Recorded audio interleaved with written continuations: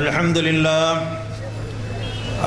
لله نحمده ونستعينه ونستغفره ونؤمن به ونتوكل عليه ونعوذ بالله من شرور أنفسنا ومن سيئات أعمالنا من يهده الله فلا مضل له ومن يضلل فلا هادي له ونشهد أن لا إله إلا الله وحده لا شريك له ونشهد أن سيدنا ونبينا ومولانا محمدا عبده ورسوله أرسله بالحق بشيرا ونذيرا وداعيا إلى الله بإذنه وسراجا منيرا صلى الله عليه وسلم تسليما كثيرا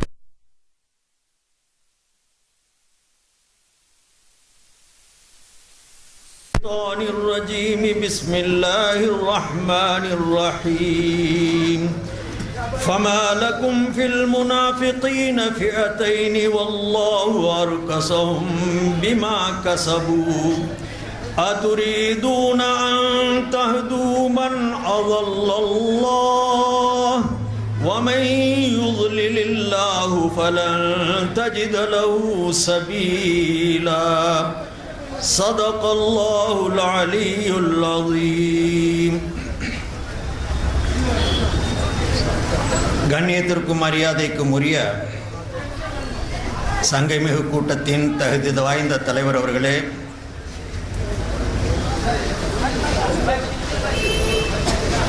பேரம்பர்க்கும் பெருமதிப்பிற்கும் உரிய உலமா பெருமக்களே, மார்க்கத்தை தெளிந்த முறையில் விளங்க வேண்டும் என்ற எண்ணத்தில் வந்திருக்கக்கூடிய இஸ்லாமிய பெரியோர்களே, சகோதரர்களே, மாற்று கருத்து கொண்ட அண்ணனை நம்பி நிற்கும் தம்பிமார்களே, இந்த கூட்டத்துடைய நோக்கம் உங்கள் எல்லாருக்கும் தெரியும். சென்ற மாதம் ஒரு கூட்டம் நடத்தப்பட்டு அந்த கூட்டத்தில் பேசப்பட்ட பேச்சுக்கள் அல்ல, ஏச்சுக்கள் எண்ணற்ற முறையிலே அவர்களால் விமர்சிக்கப்பட்ட பேரறிஞ பெருமக்கள், நாதாக்கள், சஹாபாக்கள், நபிமார்கள் அனைவரையும் விமர்சித்து ஒரு பெரிய உரையாற்றி அவர்கள் நிறைவு செய்திருந்தார்கள். கூட்டத்துடைய தலைப்பு இறுதி நபித்துவம். காதியானிகளுக்கு எதிராக நடத்தப்பட்ட கூட்டம். அதற்கு முன்னால் ஓரிரு மாதங்களுக்கு முன்னால் ஊர் மக்களெல்லாம் சேர்ந்து, பல்வேறு கருத்துக்களை கொண்டவர்களெல்லாம் சேர்ந்து இணைந்து காதியானிகளுக்கு ஒரு எதிர்ப்பு கூட்டம் நடத்த வேண்டும் என்ற நினைப்பிலே இவர்களையும் மூமின்கள் என்று நம்பி இந்த மஜ்லிஸுல் உலமா சபை இறுதி நபித்துவத்தில் உரையாற்றுவதற்கு இந்த அண்ணனை நம்பியிருக்கின்ற கூடிய தம்பிமார்களையும் அழைத்தார்கள். நான் இங்கே வந்து அத்தனையும் விசாரித்தேன். ஓரிரு மாதங்களுக்கு முன்னால் நாம் அனைவரும் ஒன்று சேர்வோம், தன்னை நபி என்று பிரகடனப்படுத்தக்கூடிய பொய்யனான காதியானியை எதிர்த்து பேசுவோம்.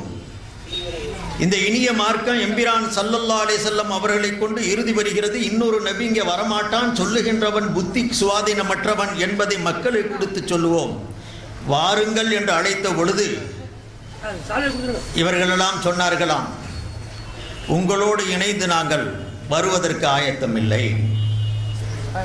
அவர்களை எதிர்த்து பேச வேண்டிய தேவையில்லை. அருமை சகோதரர்கள், அறிஞ பெருமக்கள் கூட சொன்னார்கள், செத்த பாம்பை அடிக்க வந்திருக்கக்கூடிய என்ன மாவுசாவா மஜ்லிஸுல் உலமா சபையை அவர்கள் விமர்சித்து வால் போஸ்டரும் நோட்டீஸும் அடித்து மக்களுக்கு மத்தியிலே பிரகடனப்படுத்தினார்களாம். காதியானி என்பவன் ஒரு செத்து போன பாம்பு, அந்த செத்த பாம்பை அடிப்பதற்கு மாவுசா திரண்டு இருக்கிறது என்று கூறி இதில் நாம் கலந்து கொள்ள மாட்டோம், எங்களுடைய தனித்தத்துவம் போயிரும், உங்களோடு இணைய மாட்டோம் என்று ஒதுங்கி போனார்கள். அந்த செத்த பாம்பு உயிர் பெற்று 2 மாசத்துக்கு பிறகு வந்துருச்சு. இவன் கூட்டம் நடத்த ஆரம்பிச்சிட்டான். அதற்கு காரணம் என்ன? அந்த மாவுசா நடத்திய அந்த திரண்ட கூட்டத்தை பார்த்து கதிகலங்கி போனார்கள். தம்பிமார்களும் பிரிஞ்சு போயிடுவானுங்களோ என்னமோங்கிற சந்தேகம் வந்துருச்சு.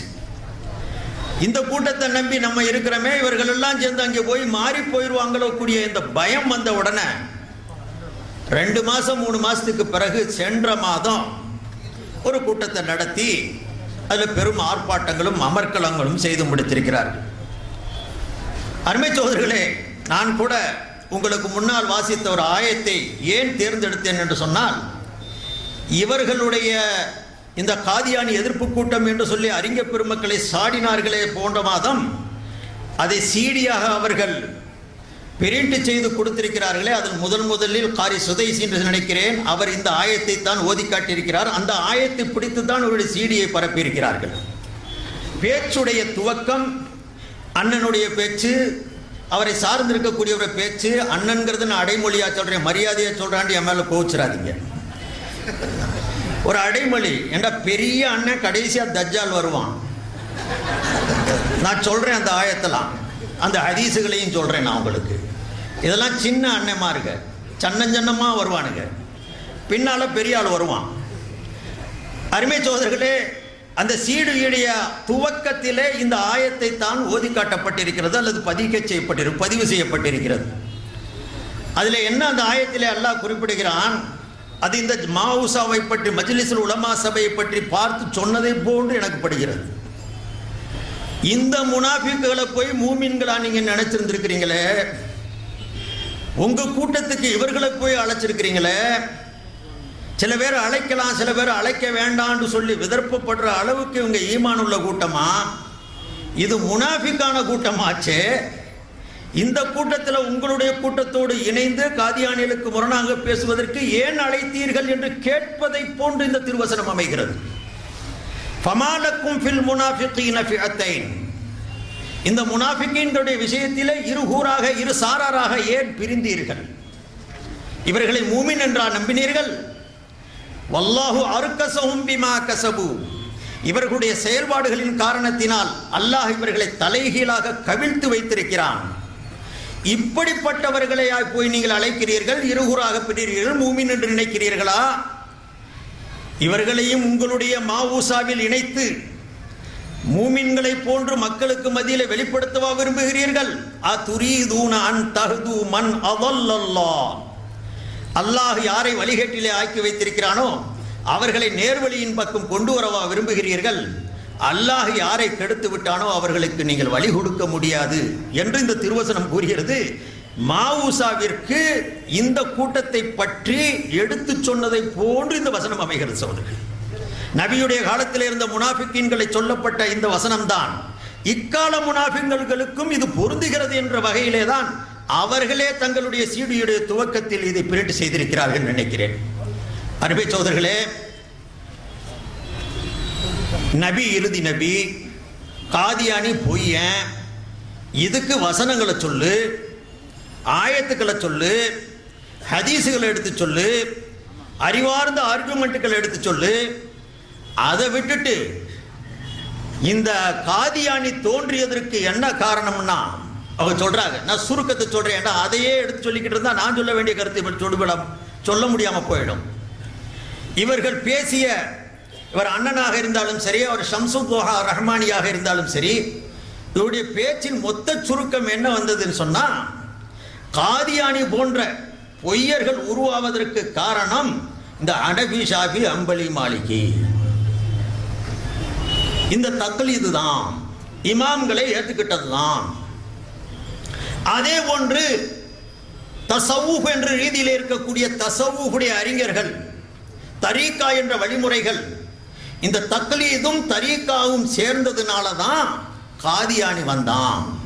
இல்லாட்டி பொய்யான நபி வருவதற்கு எந்த காரணமும் இல்லை. அவன் பார்த்தானா, எல்லாரும் அபு ஹனீஃபாவை நபி மாதிரி ஆக்கி வச்சிருக்கிறாங்க, ஷாஃபியை நபி மாதிரி ஆக்கி வச்சிருக்கிறாங்க, நம்மளும் ஒரு நபி ஆயிட்டா என்னான்னு யோசனை வந்துருச்சான். எவனுக்காவது இந்த மாதிரி யோசிச்சிருப்பானா? அட, அபு ஹனீஃபாவை நபியாக ஆக்கியிருந்தோம்னு சொன்னா அபு ஹனீஃபாவுடைய விஷயத்துல ஆயிரக்கணக்கான மசலாக்கள்ல மாத்தமா எழுதியிருக்கிறோமே, ஃபத்வா கொடுத்திருக்கிறோமே. அவர்களுடைய அந்த ஆய்வு சட்டங்களுக்கு முரணான எத்தனையோ தீர்ப்புகள் வழங்கப்பட்டிருக்கிறது. ஹனபிகள் அபு ஹனீஃபாவை இறைவனாகவோ இறைவனுடைய ரசூலுடைய ஸ்தானத்திலோ வைத்தாயிருந்தார்கள். எத்தனை பேரும் பொய்யர்கள் இவர்கள். ஷாஃபி மதுஹபை பின்பற்றுபவர்கள் ஷாஃபியை என்ன நபியாகவா ஏற்றிருந்தார்கள்? அருமை சகோதரர்களே, சொல்லாத கருத்தை மக்களுக்கு மத்தியில் எடுத்து வைத்து அவர்கள் விமர்சனம் என்ற பெயரிலே தரக்குறைவான வார்த்தைகளை பயன்படுத்தி குறைகண்டார்கள், குறைபடுத்தினார்கள். ஹஜ்ரத் அவர்கள் குறிப்பிட்டது போன்று சிரிக்க வைத்தார்கள், கைகொட்ட வைத்தார்கள். அதிலேயும் அன்னை இமாம் கசாலியையும் அந்த பாவப்பட்ட இப்னு அரபியையும் படுத்தின பாடு. கூட்டத்தில் வச்சு கசாலின்னு ஒருத்தன் இருந்தான். எப்படிப்பட்ட பேச்சு பாருங்க. நாங்கள்லாம் சிறுபிராயத்தில் அவரை மாதிரி எங்களுக்கு உள்ளங்குடலாம் வேண்டிக்கிட்டு இருந்தாங்களாம். அவர் சின்ன பிராயத்தில் மதரசாக்கள்ல சோறு திண்டாலும் சொல்லுவாங்களாம். என்ன ஒரு கப்சா பாருங்க. அப்படி என்ன சொன்னா, நவ்விர் இலாஹ ஸமா கல்பல் கரீபி கமா நவ்வர்த கல்ப இமாம் இன்னாசி கஸாலி. இதெல்லாம் தெரியாம பாடி போட்டான் அந்த காலத்துல. உண்மையில அந்த கஸாலி தான் இந்த சமுதாயத்தை கெடுத்தான். எவ்வளவு பெரிய மோசமானது சகோதரர்களே. உலகத்தில் தோன்றிய எத்தனை பெரும் அறிஞர்களாக இருந்தாலும் சரி, அவர்கள் எழுதிய நூல்கள் எண்ணற்ற அளவில் இருந்தாலும் சரி, எல்லா அறிஞர்களும் குர்ஆனை போன்று தவறில்லாமல் எழுதிவிட்டார்கள் என்று சொல்ல முடியாது. யாரும் வாதிக்கவும் இல்லை. மனிதர்களால் எழுதப்படக்கூடிய நூல்களும் கருத்துக்களிலும் சில தவறுகள் கூட இடம்பெறலாம். அந்த தவறுகள் நமக்கு பிடிக்கவில்லை என்று சொன்னால் விமர்சனமும் செய்வதிலே தவறும் இல்லை. அதற்கு வரைமுறை இல்லையா? அதற்கு ஒரு எல்லை இல்லையா? அதை இந்த மாதிரியா விமர்சிக்க சொல்லி இருக்குது.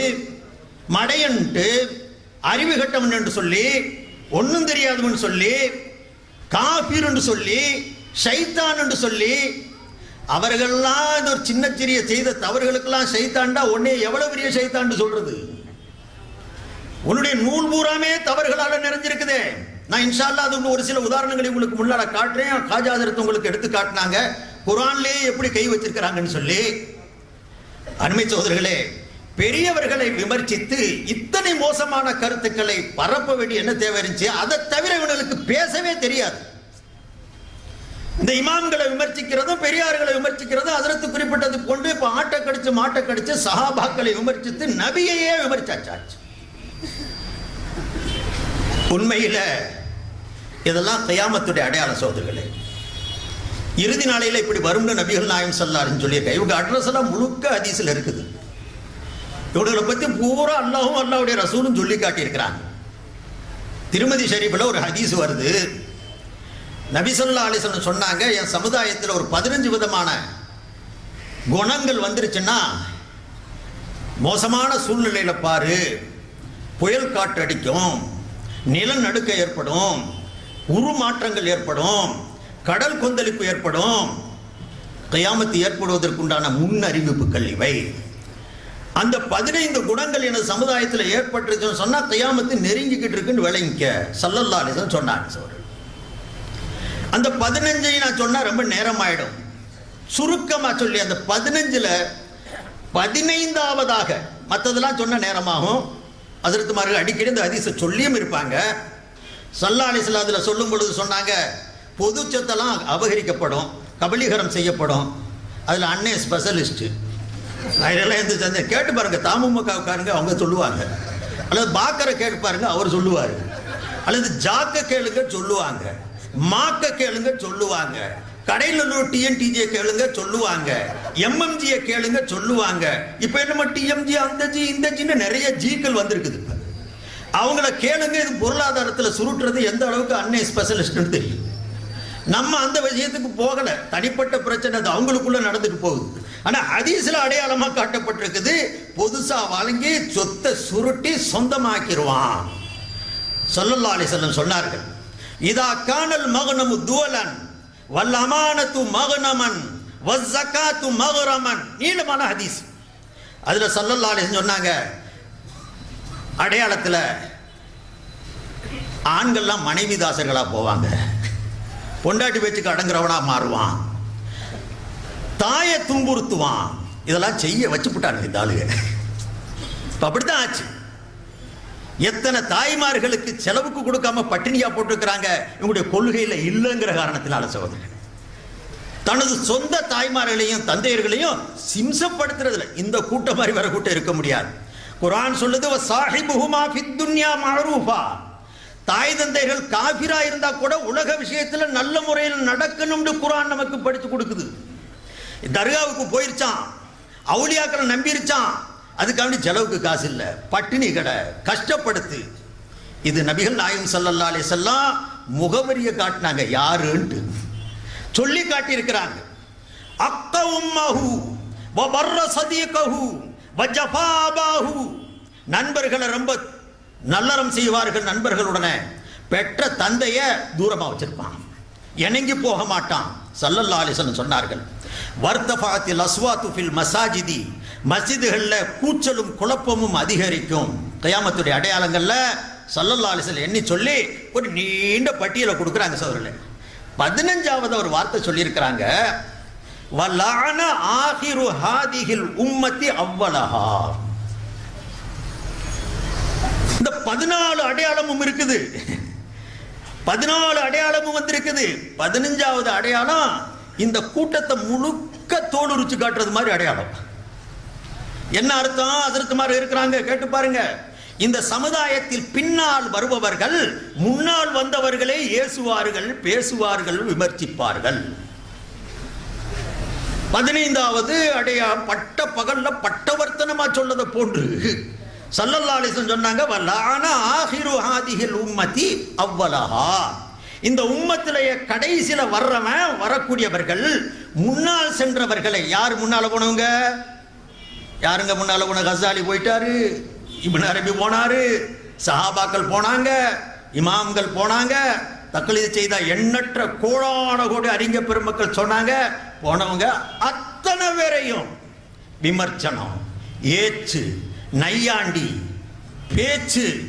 அருமை சகோதரர்களே, இப்ப ஸல்லல்லாஹு அலைஹி வஸல்லம் எவ்வளவு தெள்ள தெளிவா ஒரு அடையாளத்தை சொல்லி இருக்கிறாங்கன்னா, அப்பவாது விளங்க வேண்டாமா இந்த கூட்டத்தை? எப்படி விமர்சனம் பண்றாங்க? கஸாலிக்கு இப்படி அவர் சொல்லணும் வார்த்தையை, அடைமொழிய. ஆட்களை தரம் போடக்கூடிய நூல்களும் உண்டு. அல்ஹம்துலில்லாஹ், இந்த சமுதாயத்திற்கு சேவை செய்த அறிஞ பெருமக்கள், ஹதீசுகளா வல்லுநர்கள், வரலாற்று ஆசிரியர்கள் ஒவ்வொருவர்களையும் பட்ட பகல்ல தெள்ள தெளிவாக பார்ப்பதை போன்று வாழ்க்கை வரலாற்றை வகுத்து தொகுத்து கொடுத்திருக்கிறாங்க. அதிலையும் குறிப்பா அல்லாமா ஷம்சுத்தீன் ஸஹபி ஒரு பிரபலமான அறிஞர். இவர்கள் அடிக்கடி அவருடைய பெயர்களையும் குறிப்பிடுவார்கள். அறிவிப்பாளர்களுடைய தொடரை எடுத்து காட்டும் பொழுது அவருடைய பிரபலமான நூட்கள், அனைத்து சமுதாயத்தினாலும் அங்கீகரிக்கப்பட்ட அவருடைய கருத்துக்கள். அவர்களுடைய ஒரு பிரபலமான நூல் சியரு ஆலாமின் நுபலா,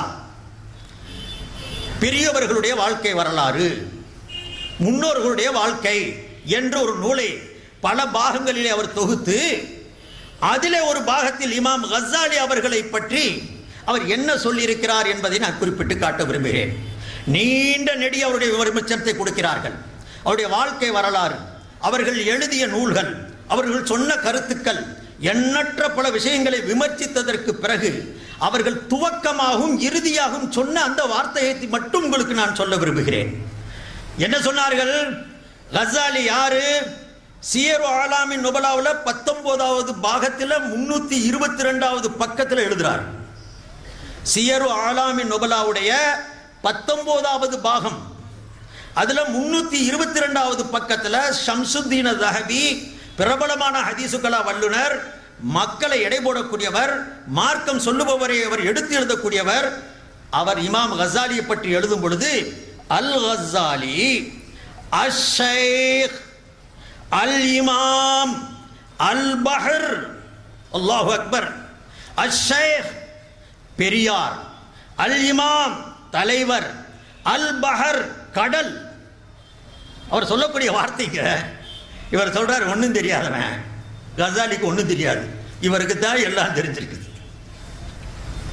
அஷ்-ஷைக் அல் இமாம் அல் பஹர் ஹுஜ்ஜத்துல் இஸ்லாம், இஸ்லாத்தின் அத்தாட்சி. கொடுக்கிற அடைமொழியை பாருங்க.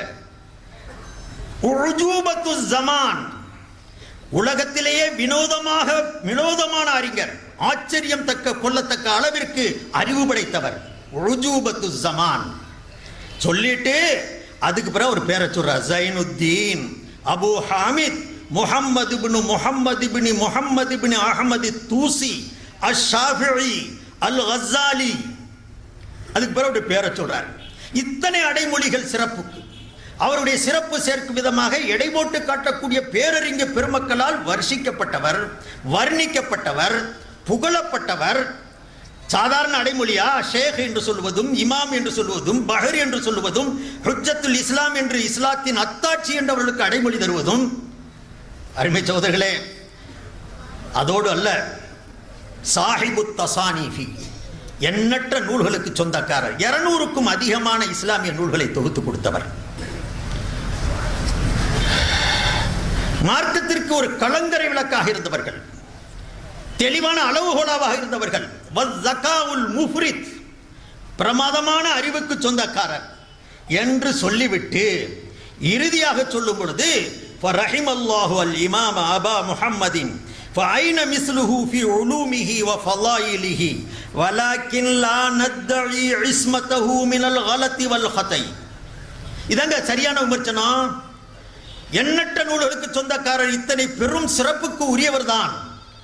அவரை போன்று இல்மிலையும் சிறப்பிலையும் கிடைக்கக்கூடிய நபர்களே இல்லைதான். இருந்தாலும் கூட அவர் தவறுகளுக்கு அப்பாற்பட்டவர் என்று நாம் சொல்லுவதில்லை. இதுதாங்க விமர்சனங்கிறது. அவர் எழுதிய நூல்களில் சில மனதுக்கு ஒவ்வாத, பிடிக்காத, விளங்க முடியாத சில கருத்துக்கள் கூட இடம்பெற்றிருக்கும். குறைத்து அவனே இவனே நாயே பே என்ற அளவிற்கு பேசுகின்றது. இதுவா விமர்சனம்? அவருக்குரிய சிறப்புகளை கொடுத்துவிட்டு சில விஷயங்களில் அவர் தவறும் செய்திருக்கிறார். அவர் தவறுகளுக்கு அப்பாற்பட்டவர் என்று நாம் வாதிக்கவும் முடியாது என்று முடிக்கிறார்கள் ஷம்சுத்தீன் தஹவி அவர்கள். இவங்க அப்படியா விமர்சனம் செய்றாங்க? அவனே இவனே ஆகாத பேச்சுக்கள், எவ்வளவு மோசமான கருத்துக்களை அவருடைய மீது சுமத்துறாங்க. சகோதரர்களே, உண்மையில என்ன தெரியுமா? எறும்புக்கு ரெக்கம் முழிச்சுன்னா சாக போகுதுன்னு அர்த்தம். எறும்பு இருக்கு பாருங்க, சும்மா ஊர்ந்து போய்கிட்டு இருந்தா ஒண்ணும் இல்லை. ரெக்கம் முளைச்சா என்ன ஆகுங்க? எங்க போய் விழுகும் தெரியாது போல இருக்குது. நெருப்புல போய் விழுகும். அதுதாங்க இந்த எறும்பு. அதுக்கு என்ன சொல்ற? விட்டிலா இல்ல ஈசல்.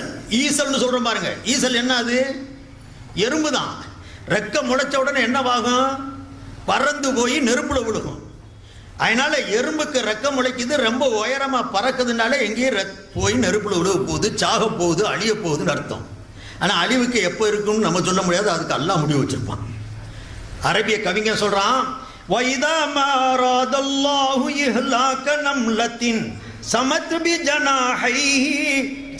بِجَنَاحَيْهَا إِلَى الْجَوِّ تَصْعَدُ. அல்லாஹ் ஒரு எறும்பை அழிக்க நினைச்சா அதுக்கு ரெக்கையை கொடுத்துருவான். அது உயர பறந்து போய் ஈசலா மாதிரி நெருப்புல விழுந்து சாகும். கவிங்க எதுக்கு சொல்றான்னா, அர்ப்பனுக்கு காலம் வந்தா அர்த்த ராத்திரில கூட பிடிப்பானா சொல்லுவான் தமிழ்ல பழமொழி. ஆனால் ஆகாதவன் போகாதவனுக்கு மேடை கிடைச்சிருச்சுன்னு வைங்க, மைக்கு கிடைச்சிருச்சுன்னு வைங்க, அது கசாலியாவது வசாலியாவது திட்டம். இது என்ன? ரெக்க முளைச்சிருச்சுன்னு அர்த்தம். அப்பதான் இந்த மாதிரி பேச்சுக்கள்லாம் அவனுக்கிட்ட வரும். ஆனா எப்ப அழிவுக்கு காரணம் நம்ம சொல்ல முடியாது. பிறவனுக்கே 400 வருஷம் எல்லாம் கொடுத்தான். காதியானிக்கு 69 வயசை கொடுத்தான். இந்த காதியானிக்கு எவ்வளவு வயசோ நமக்கு தெரியாது. உண்மையில காதியானி இவர் தாங்க. நான் காட்டுறேன் உங்களுக்கு காதியானிக்கு இவருக்கு இருக்கக்கூடிய ஒத்துமை என்னன்ட்டு. அதனாலதான் உங்க கூட சேர மாட்டேன்றது. அது வழங்குச்சா? அதுக்கு பிறகு தொழில் முதலாயிடுச்சு.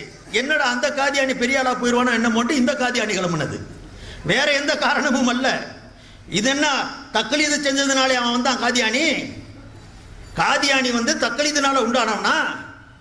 ஸல்லல்லாஹு அலைஹி வஸல்லம் பொய்யான நபி வருவானுங்கன்னு சொல்லி எண்ணற்ற ஹதீஸ்ல ஸல்லல்லாஹு அலைஹி வஸல்லம் சொல்லி இருக்கிறாங்க. நபியுடைய காலத்திலேயே கூட அஸ்வத் அனசி இருந்தான், தன்னை நபின்னு வாதிச்சான். ரசூலுல்லாவுடைய தகப்பனாருடைய வயசுக்குள்ளவன் அவன் கேட்டுப்ப. அவன் தன்னை நபின்னு சொன்னான். அவங்க காலத்திலேயே முசைலமத்துல் கஸ்ஸாபு நபின்னு சொன்னான். என்ன அவங்களாம் தக்லீதுனால வந்தவங்களா? அவனா இமா ஹனபி ஷாஃபி அம்பலி மாலிக்கை பின்பற்றினால ரசூலுல்லாஹ் காலத்தில் வந்துட்டாங்களா? அட நபி சொல்லி இருக்கிறாங்க. நிறைய நபின்னு என் பேரை சொல்லி இதை வருவானுங்க பேரை நபின்னு சொல்லி பொய்யனுக. ஒரு ஹதீஸ்ல ஸல்லல்லாஹு அலைஹி வஸல்லம் சொன்னாங்க, 30 நபிமார்கள் ஒன்று பேர்ல வருவானுங்க. பொய்யான நபிகள் 30 பேர் வருவான். தன்னை நபின்னு சொல்லுவான். வான காத்தமுன் நபியின் லா நபிய பாதி, நான் தான் இறுதி நபி, எனக்கு பிறகு நபி இல்லை, ஆனா வர்றவன் வந்துகிட்டே இருப்பான். ஸல்லல்லாஹு அலைஹி வஸல்லம் சொல்லி இருக்கிறாங்க. இப்ப அஸ்வத் அனசி வந்தானா? எதனால வந்தான்? நபி சொல்லி காட்டினாங்க. அவன் என்ன தக்லீதுனால வந்தானா? மதுஹப பின்பற்றினதுனால வந்தானா? தசவுல போனதுனால வந்தானா? தரித்திரம் முடிச்சவனுக்கு வாழ்க்கை கட்டிச்சு வந்து சேர்ந்தான். அதானுங்க நடந்தது. அவனை ஏத்துக்கிறாதவங்களை இயேசுவும் செஞ்சான், கொலையும் கூட செஞ்சான். யார்? அஸ்வத் அனசி. நபியுடைய காலத்தில் இருந்தவங்க. பெருமானார் ஸல்லல்லாஹு அலைஹி வஸல்லம் ஒரு ஹதீஸ்ல சொன்னாங்க, நான் படுத்திருந்தேன், தூங்கின நேரத்தில் ஒரு கனவு கண்டேன். ஹதீஸ் புகாரில இருக்குது. அபூ ஹுரைரா ரலியல்லாஹு அன்ஹு அறிவிக்கிறாங்க, பைனமான நாயிமுன் ரஐது ஃபீ யதைய சிவாரைனி மின் ذهبின் ஃபஅஹம்மனி ஷஅனுஹுமா ஃபஊஹிய இலைய ஃபில் மனாமி அனின்ஃபுஹுமா ஃபனஃபக்துஹுமா ஃபதாரா فأولتهما كذابين يخرجان من بعدي فكان أحدهما الأنسية والآخر مسيلمة الكذاب صاحب اليمامة. ஹதீஸ் இருக்குது, புகாரி ஷரீஃப்ல இருக்குது. படுத்து தூங்கினே ஒரு கனவு கண்டேன். என் முன்னால ஏராளமான பொக்கிஷங்கள் காட்டப்பட்டது. அதுல ஏன் 2 கைகள்ல 2 தங்க வளையல் வந்துச்சு. கையில நபியுடைய கையில தங்க வளையலா? இதை பார்த்து திடீர்னு அது பெருசாகவும் ஆரம்பிச்சிச்சு. அந்த வளையல் அதிகமாக, தங்க வளையல் பெருக பெருக எனக்கு பெரிய கவலை வந்துச்சு. அந்த நேரத்தில் எனக்கு அறிவுறுத்தப்பட்டது, வழி அறிவிக்கப்பட்டது, அந்த தங்க வளையல் மேல ஊதுங்கன்ட்டு, வாயால ஊதுங்க. நான் ஊதுனேன், அந்த தங்க வளையல்கள் 2ம் நொறுங்கி பறந்து போயிடுச்சு.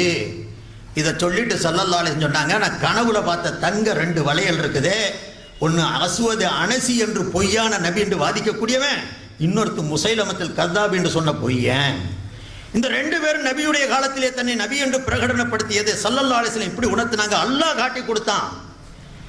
இதுல அஸ்வத் அனசிங்க கூடியவன் அவனை ஏத்துக்கிறாத ஆளுகளை எல்லாம் தொல்லை கொடுத்தான்.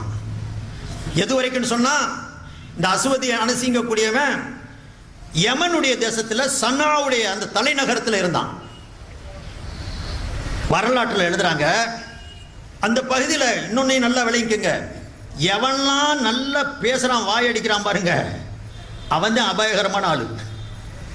ஸல்லல்லாஹு அலைஹி வஸல்லம் ஹதீஸ்ல சொன்னாங்க, இன்ன அஹ்வஃப மா அஹாஃபு அல் முனாஃபிகு அலீமுல் லிசானி அவ் கமா கால ஸல்லல்லாஹு அலைஹி வஸல்லம். எனது சமுதாயத்துக்கு நான் பயப்படுற மாதிரி ஆள் யாருன்னு சொன்னா, நல்ல பேச தெரிஞ்ச முனாஃபிக்கு வந்துட்டா தான் பயமா இருக்குதுன்னு பாருங்க. மேடை ஏறி பேச தெரிஞ்சவொன்னே என்ன மாதிரி எல்லாம் பேச்சு, நபியையும் சஹாபாக்களையும் எல்லாம் பத்தி விமர்சிக்கிற மாதிரி பேச்சுன்னா, இந்த முனாஃபிக்குகளை பத்தி நபியே பயந்திருக்கிறான். என் சமுதாயத்துக்கு பயப்படப்படும்படியான இந்த பொருள் இது. இப்ப இவங்க முசைலமத்துல் கத்தாபும் அதே மாதிரி மிகப்பெரிய பேச்சாளி, மிகப்பெரிய எழுத்தன், நல்ல மிகவும் நாவன்மை மிக்கவனாக இருந்திருக்கிறான். அதனால ஒரு சமுதாயமே அவன் கூட கூச்சு. அருமை சகோதரர்களே, அந்த நாளில் ஒரு சம்பவம் கூட எழுதுறாங்க. அபுல் முஸ்லிம் அல் ஹவுலானின்னு சொல்லி ஒரு பெரியவர் இருந்தார். ஸல்லல்லாஹு அலைஹி வஸல்லத்துடைய காலத்தில் நடக்கிற நிகழ்ச்சி இது. நபி ஸல்லல்லாஹு அலைஹி வஸல்லுடைய காலத்திலேயே அபு முஸ்லிம் இருந்தார். ஆனால் யமன் தேசத்தில் இருந்தார். இங்கே வர்றதுக்கு உண்டான வாய்ப்பு இல்லை, மதீனாவுக்கு வர்றதுக்கு, மக்காவுக்கு வர்றதுக்கு. அதனால் நபியை பார்க்குற வாய்ப்பு கிடைக்கல அவருக்கு. அங்கே இருந்த நிலையிலேயே நபிகள் நாயகம் ஸல்லல்லாஹு அலைஹி வஸல்லத்து மேலே ஈமான் கொண்டார். ஈமான் கொண்டு அந்த நாட்டில் இருக்கும்போது அந்த அஸ்வத் அனசி பொய்யான நபி சொன்னான், ஏன் மேலே ஈமான் கொள்ளணும், முகம்மது மேலே ஈமான் கொள்ளக்கூடாது, நீ இஸ்லாத்தை விட்டு மாறிவான்னு சொன்ன உடனே அவர் ஒரு காலம் போடா பேப்பையில் உன்னை போன்ற ஏடா நான் ஏற்கிறேன்னு சொல்லிட்டார் அபு முஸ்லிம் ஹவுலானி. உடனே என்ன ஆச்சு, அவன் நெருப்பை வளர்த்து அந்த நெருப்புல அபு முஸ்லிம் ஹவுலானியை தூக்கி போட்டான். சரித்திரம் இன்னைக்கு பொன்னெழுத்துக்களால் பொறிக்கப்பட்டிருக்கிறது. சரித்திரத்தில் அந்த நெருப்புல போடப்பட்ட அந்த அபு முஸ்லிம் ஹவுலானியை இப்ராஹிம் அலைஹிஸ்ஸலாத்தை காப்பாத்தினது போல அல்லாஹ் காப்பாத்தினான். நெருப்பு அவருடைய சட்டையை கூட திண்டல. அவங்க பாதுகாக்கப்பட்டு வெளியே வந்த உடனே பயந்துட்டான். அஸ்வத் அனசிய நெருப்புல நெருப்பு குண்டத்தில் தூக்கி போட்டு கூட அவன் எரியலன்னு சொன்னா, இவனை நம்ம இடத்துல வச்சா நம்முடைய பதவிக்கு அபாயம்னு சொல்லி அவனை நாடு கடத்தினான். அஸ்வத் அனசி நாடு கடத்தினான். அந்த அஸ்வத் அனசியால் நாடு கடத்தப்பட்ட அபு முஸ்லிம் ஹவுலானி மதீனாவுக்கு வர்றார். நபிகள் நாயகம் ஸல்லல்லாஹு அலைஹி வஸல்லத்துடைய வஃபாத் ஆயிடுச்சு. அதுக்கு பிறகு வந்து சேர்றார். அங்கே வந்து வரலாற்றில் எழுதியிருக்கிறாங்க, சனதோடு எழுதப்பட்டிருக்குது, கதை இல்லை, கற்பனை இல்லை. வந்து மதீனாவில் மஸ்ஜித் நபவிக்கு முன்னால் ஒட்டகத்தை கட்டி போட்டுட்டு பள்ளியில் வந்து உட்கார்றார். ஹஸரத் உமர் ரலியல்லாஹு அன்ஹு கேட்டாங்க, மணிர் ரஜுலு மிம்மணிர் ரஜுலு, யாருப்பா நீங்கள் கேட்டாங்க மஸ்ஜித் நபவியில். இவர் சொன்னார், நான் யமன் நாட்டுக்காரவங்க வேண்டார். அப்போ ஹஸரத் உமர் கேட்டாங்க, இந்த நெருப்பில் தூக்கி போட்டு எரிக்க வைக்கப்பட்ட செய்தி நாலா பக்கம் பரவி போயிடுச்சு. அஸ்வத் அனசி என்ற அந்த பொய்யாக தன்னை நபி என்று பிரகடனப்படுத்தியவன் ஒரு நபரை, ஒரு மூமினை நெருப்பில் தூக்கி போட்டு எரித்தான். அவன் நெருப்பு அவரை தீண்டலை, அவங்க பாதுகாக்கப்பட்டாங்க என்ற செய்தி சஹாபாக்களுக்கெல்லாம் எத்திருந்துச்சு. ஆயிரத்திற்கும் அதிகமான கிலோமீட்டருக்கு அப்பால் நடந்த நிகழ்வு, செய்திகள் வந்து சேர்ந்திருந்தது. இப்போ இந்த நபரை பார்த்து ஹஸரத் உமர் கேட்டார்கள், மிம்மனிர் ரஜுல் என்று கேட்டவுடன் அவர் சொன்னார், நான் யமனில் இருந்து வருகிறேன், சன்னாவில் இருந்து வருகிறேன் என்று. ஹஸரத் உமர் கேட்டார்கள், சன்னா யமன்ல இருந்து வர்றீங்க, அங்கே ஒரு ஆள் இருப்பாரு, அந்த பொய்யை நெருப்புல தூக்கி போட்டு அவரை எரிச்சானே, அவர் எரிபடலையே, அந்த நபர் உங்களுக்கு தெரியுமான்னு கேட்டார். யார்கிட்ட கேட்குறாங்க? யார்கிட்டங்க? அவர்கிட்டயே கேட்குறாங்க. இப்போ நம்மள மேலே ஆளாக இருந்தால் காலரை தூக்கி விட்டு சொல்லியிருப்போம், அது ஆகிட்டே இருந்தேன், வேறு யாரும் இல்லை, நாங்கள் தான் இருப்போம். ஆனால் அவர் அல்லாஹ்விற்காக வேண்டி பாடுபடுபவர். அவர் சொன்னார், ஆமாம், ஒரு நபர் அப்துல்லா இப்னு சுவப்னு அவர் பேர். அப்துல்லா இப்னு சுவப் அவர் பேர் தான். அபு முஸ்லிம்ங்கிறது புனை பெயர், அப்துல்லா இப்னு சுவப்ங்கிற ஒரு சொந்த பேர். அவர் சொன்னார், ஆமாம்மா நீ கேட்டது சரிதான், ஒரு நபர் அப்துல்லா இப்னு சுவப்னு ஒரு ஆள், அவருக்கு நடந்த நிகழ்ச்சி.